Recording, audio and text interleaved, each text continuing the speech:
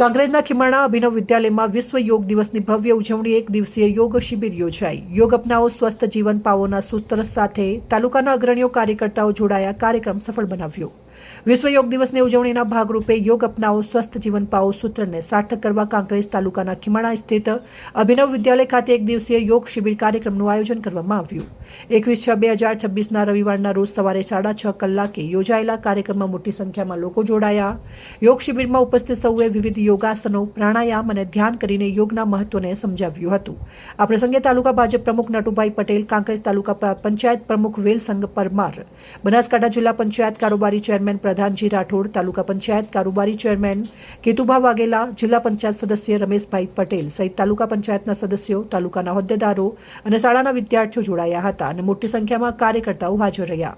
યોગ એ ભારતીય સંસ્કૃતિની અમૂલ્ય ભેટ છે અને નિયમિત યોગથી શારીરિક અને માનસિક સ્વાસ્થ્ય જળવાઈ રહે છે, એવો સંદેશ આ કાર્યક્રમ દ્વારા અપનાવવામાં આવ્યો।